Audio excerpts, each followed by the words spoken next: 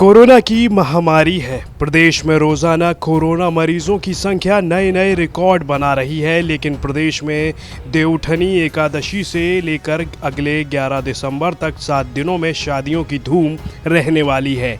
एक आंकड़े के अनुसार आने वाले दिनों तक अकेले जयपुर शहर में 10,000 आयोजनों में शहर में करीब 35 लाख लोगों का आना जाना होगा। कुल यही हाल प्रदेश के दूसरे ज़िलों का भी है। जयपुर शहर में ही प्रशासन सिर्फ 5,000 शादियों में आने वाले 5 लाख लोगों पर ही निगरानी रख पाएगा। अब ज़रा राजधानी की ये तस्वीर देख लीजिए।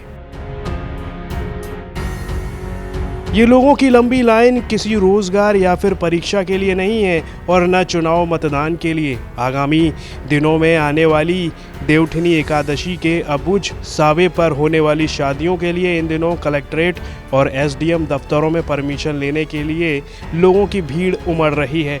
कोई खुद की शादी की अनुमति लेने एसडीएम दफ्तर पहुंच रहा है, तो कोई अपने रिश्तेदारों की शादी की अनुमति के लिए लंबी लाइनों में लगा हुआ है। कोरोना संक्रमित मरीज मिलने के बाद शादियों पर रोक लगने की आशंका को देखते हुए एसडीएम कार्यालय में आवेदकों की भीड़ उमड़ पड़ी।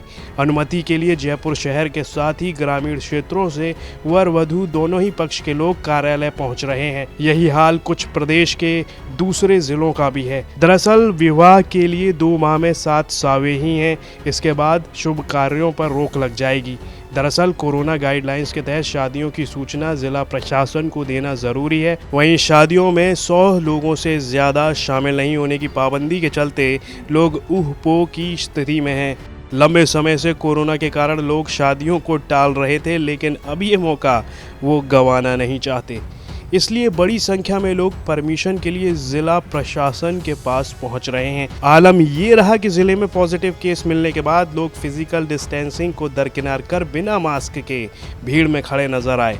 भीड़ देखने के बाद प्रशासनिक अफसरों को बाहर निकलकर लोगों को समझाकर भीड़ को नियंत्रित करना पड़ा। कोरोना संक्रमण रोकने के लिए शादियों पर निगरानी के लिए जिला प्रशासन के दावे खोखले साबित हो रहे हैं। शहर में भले ही इस बार सावों में 5,000 शादियां हो रही हों, लेकिन शादियों के अलावा सगाई और रिसेप्शन सहित कुल 10,000 आयोजन हो रहे हैं। हैरानी की बात यह है कि ज़िला प्रशासन 5,000 शादियों का ही रिकॉर्ड रख रहा है। सगाई और रिसेप्शन के रिकॉर्ड ज़िला प्रशासन के पास नहीं है।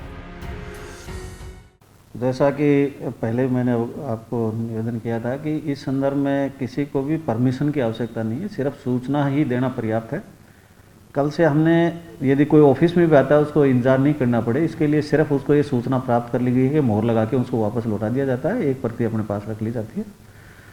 कल ही हमने इस संबंध में चर्चा करके एक सभी एसडीएम्स के जो मेल एड्रेस है उस पर भी आदमी अपनी सूचना दे सकता है, जो निर्धारित प्रपत्र है जिसके संबंध में आज हम पूरी एक प्रेस नोट भी जारी करेंगे। तो उसमें एसडीओ के मेल एड्रेस पर उसको भेज देगा, तो उसको मेल एड्रेस का वापस रिप्लाई दे दिया जाएगा एक निर्धारित परफॉर्मे में, और वो उसके लिए पर्याप्त है, कहीं यहाँ आने की आवश्यकता नहीं है।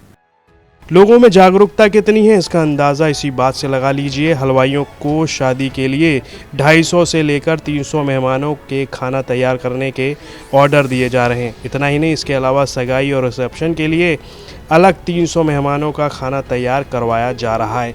इस हिसाब से एक शादी के 3 आयोजनों में 500 मेहमानों को बुलाया जा रहा है।